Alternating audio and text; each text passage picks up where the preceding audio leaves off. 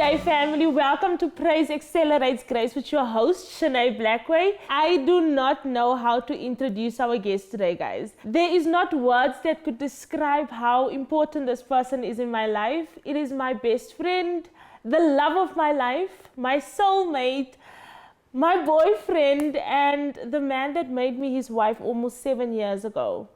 And definitely the person that understands my journey more than anyone else. My husband, Ruane Blackway.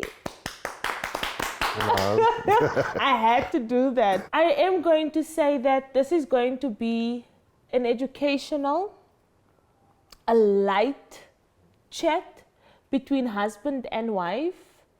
Again, we just want to make sure that our viewers understand where this all started for us.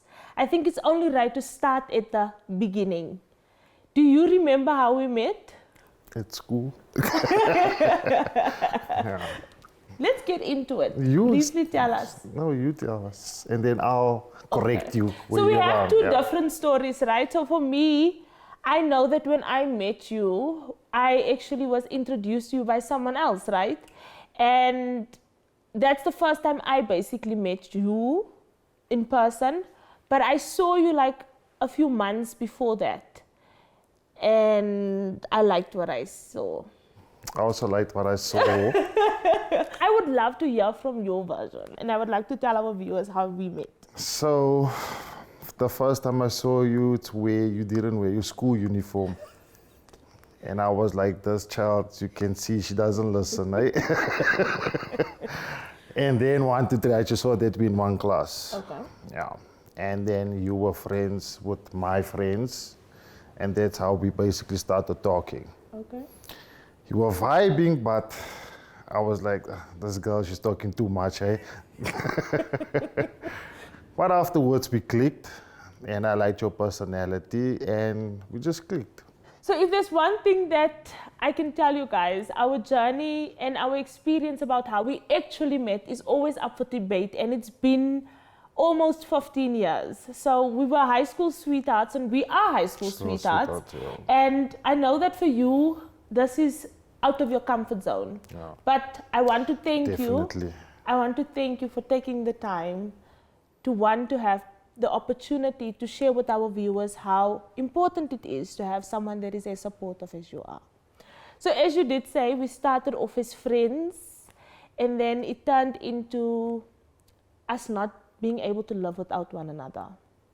And ever since we started dating in 2011, we are now in 2015, we have been inseparable, right? 2025. Oh, 2025! Pardon that. Right surgery. I'm 10 years yes. old, I'm 10 years behind.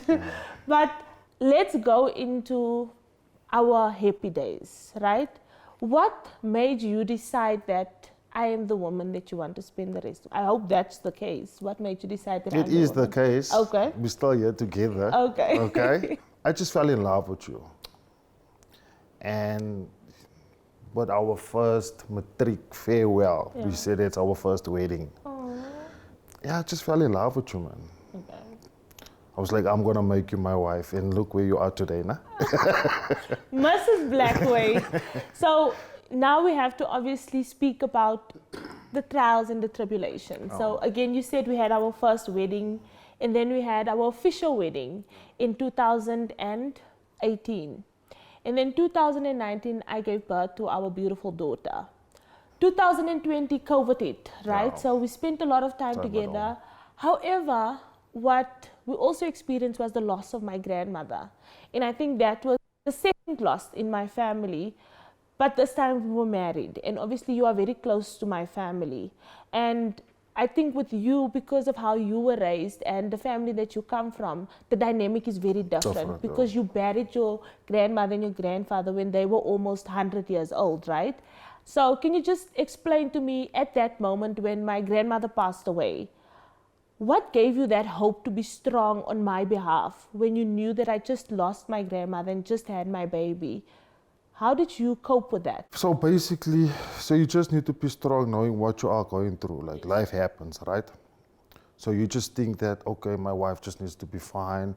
Anything that happens, I just need to be there, you know? you can't explain on what or how you do it, but you just need to be there. Yeah.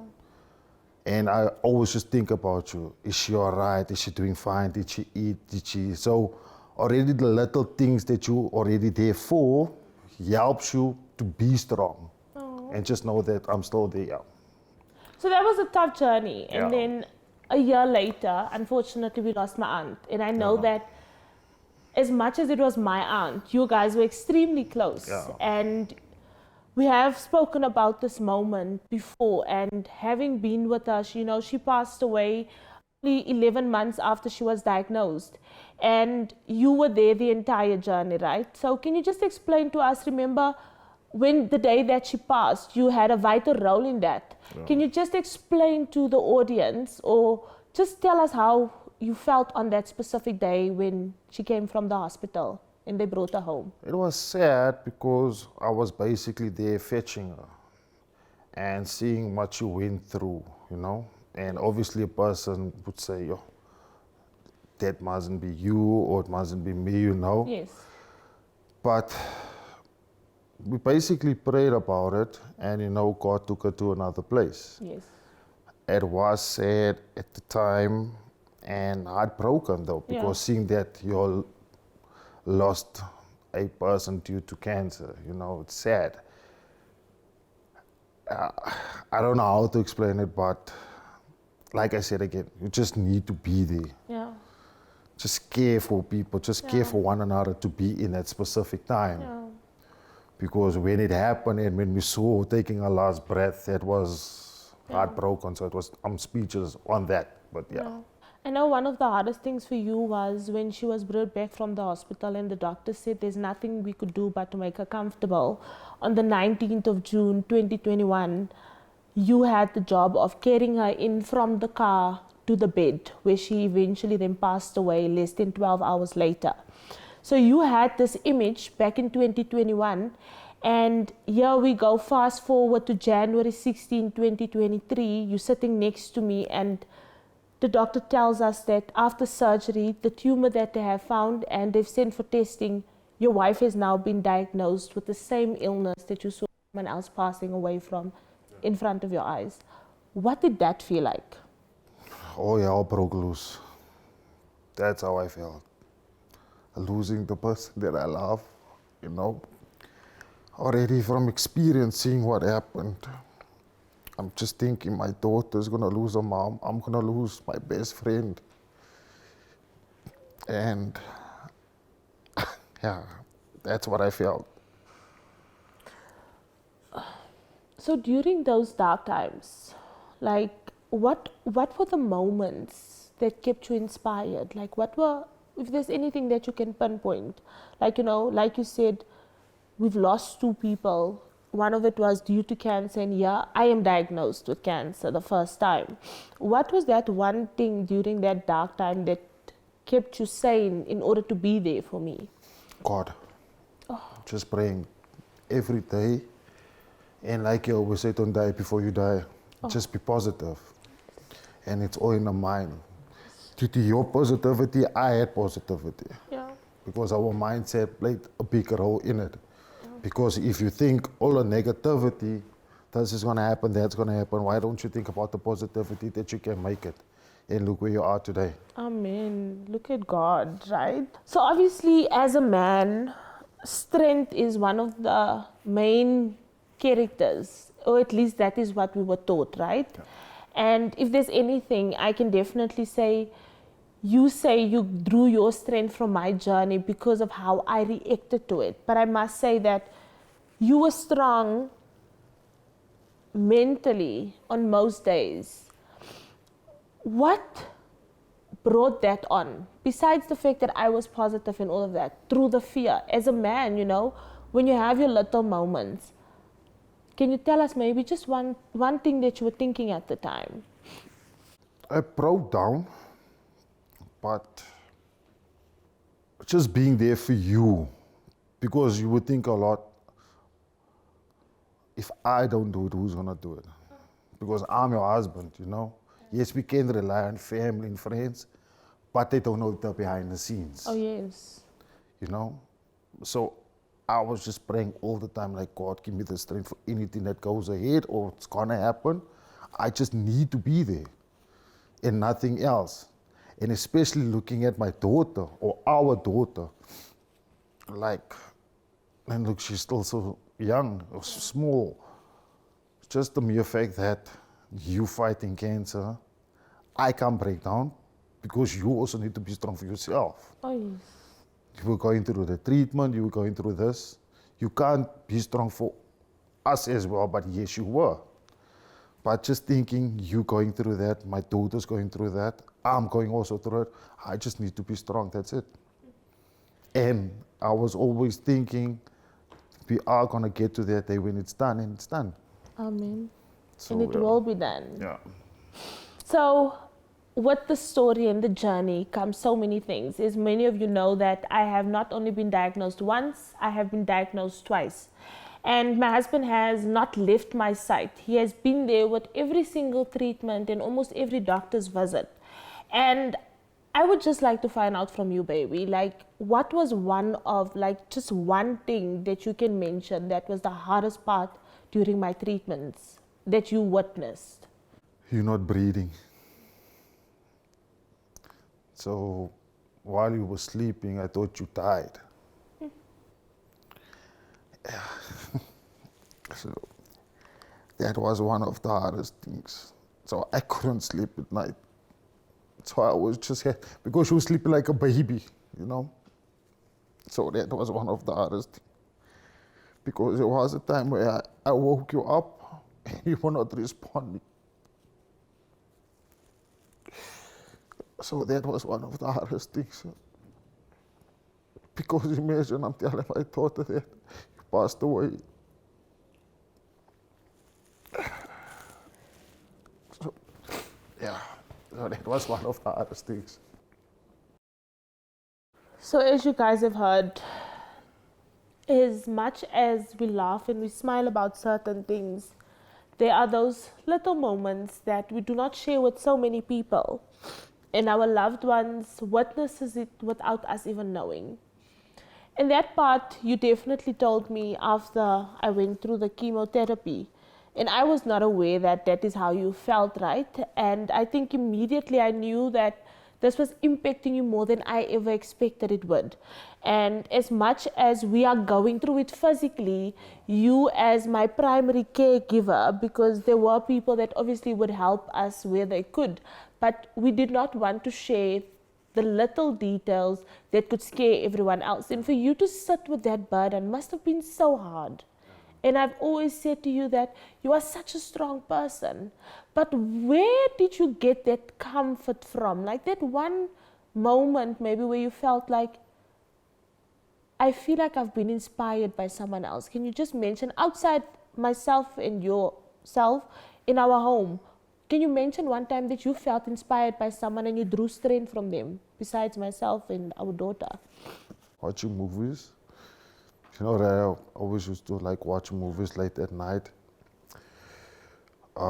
Just seeing guys being there for their wives, their loved ones, because you know that,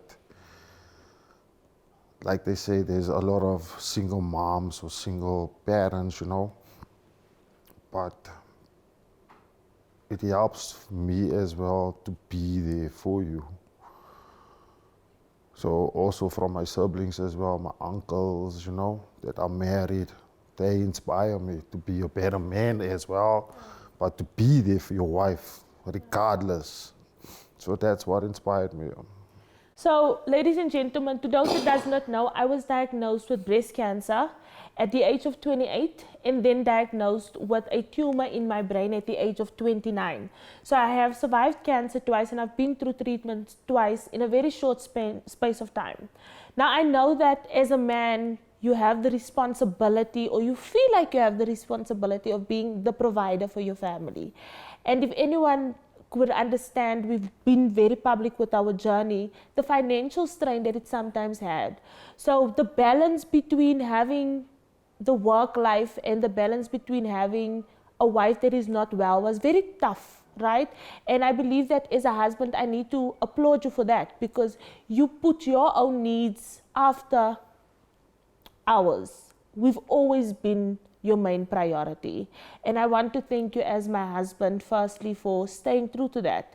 It is very sad that statistically, this is the time where most spouses end in divorce because some partners are just not strong enough to handle the burden of an ill partner. And that is why, ladies and gentlemen, we always speak to people not only for awareness, but to make sure that your mindset and that your mental health is one of the most important aspects when you are going through a tough time. So whether you are battling cancer, whether you are like my husband, just a supporter of someone that is fighting cancer, it is very important to make sure that you take care of your own mental health and find little tools here and there in your own time that can also help others when you are going through the most. So I believe that when he was taking his breaks, when I was sleeping and when I was going through the most at times, or when I was in hospital and he had to leave and come home to freshen up, he had the opportunity, like he said, to watch movies. And that inspired him in such a way that he could then gain strength for the next day to be there for me. So much grace I saw with our journey, right? You never complained. You always showed up. Whether it is for my little volunteers or whether it is where you have to run and go and leave a makeup artist somewhere, or I have to because I know you you're go going to sit through a on my lot. neck. You so, go through. yeah. But again, it is never always all laughter, but it is all about partnership, right? I think we are the poster children for 50-50 is not always the answer. I remember there was a time where I could only give you 0 and you had to do 100%, right? So you went from having a partner to having a patient in the house. And as a caregiver, you have found certain tools in your life without anyone's help outside because of your personality. I can be a doctor now as well. There you go, baby. Just need a qualification. And you now. know, when you're a doctor, then I'm also a doctor because we are married. Yeah. It's a thing, right? We share our titles. Yes, Come on, prophecy. I would say it has not only been a tough journey. Obviously, we've learned so much. What are one of the things that you never expected to learn from the cancer journey that I went through? Life. Yeah. Cancer actually opened a lot of doors for us. Oh man. That's one of the main things. Yeah. It allowed us to love in our purpose. So instead of being tested beyond what we imagined, it is a testimony. Yeah. And I remember we had at church, someone said to us, you guys should be in leadership, in ministry. Yeah. And at the time, both of us were so disobedient. And we basically just said, there's no way, right? Like I said, I was 28 when I was diagnosed. And I say we because both of us went through this. And we felt young, right? We felt like it wasn't the right time. Yes, we are still young. But we were not true to our calling. Yes. And that is what God has done. We always told each other that your calling only comes when you're at the age of what? Yeah, 50, we thought this is not for young guys. Yes. I just want to go back and again, as we're about to almost wrap up, with regards to your own journey as a husband, as someone that is also trying to get their career from the ground up, what can you share with another spouse, whether it be male or female out there? Just briefly tell them what they can do or how you feel you needed to show up for me. The little things, something that as simple as washing the dishes. What is that one thing that you felt you did that I responded to in a positive way when I was going through so much? Just pray. Pray to God. Pray for patience. Pray for calmness. And pray for your health as well. And pray for your strength, because you would also need it. And just keep your head up and just look forward and be positive. Just be there for your spouse regardless of what. And that's what I always just think. Because you can also, and I'm glad like when you went through brain search, I think they screwed on something correctly. Yes. The unscrewed ones, they screwed it back together. If there's one thing that I love about our relationship is how you love me. And I think you don't understand that so many people do not have the opportunity in a lifetime to meet someone as caring and as selfless and as passionate about being the leader and a family man. And you have not only shown that with my cancer journey, you have shown me that even before I was diagnosed. So thank you for allowing me to be there for others, because I know that takes off time from where we have to spend time together. And thank you for allowing yourself to be in an uncomfortable position and to share your journey to, by the grace of God, will help our viewers at home. So if you can just, in closing, give me a message, give a message to whoever is watching, our viewers, can you just tell us shortly, like, what would you feel would be the best next step for anyone after this journey? What is life looking like for us now? There's a whole lot, but we leave it in God's hands. Amen. We can't determine what's going to happen later on or tomorrow, so we just leave everything in God's hands. Ons beplan, maar die Here bestuur. So yeah, that is my closing. Thank you for being there. Thank you for being alive. Oh. I wish I could take the credit, but it is only through the grace of God that we can sit here today and we can tell our stories. So there you have it, ladies and gentlemen. Wow, this was an amazing interview. And I can definitely tell you today that our baby has a dad that loves her, something that I could only dream of. But I'm glad that God gave me you, because at my toughest time, I had my best friend that I could laugh with, that I could cry with, and that I could share my biggest fears with. And you kept it together, right? Sickness and health. Through sickness and health. Speak about the man that remembers his vows. And So, I'm going to be rewarded now. you're going to get rewards. What did you say? I'm going to be rewarded. Upside rewards. No. What's a reward? Okay. My love. Thank you. Sorry, guys.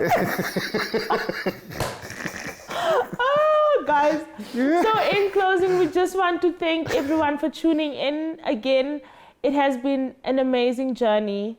I cannot wait to spend the rest of my life with you. Thank you so much for taking out the time, being vulnerable, and just loving me. Love you, babes.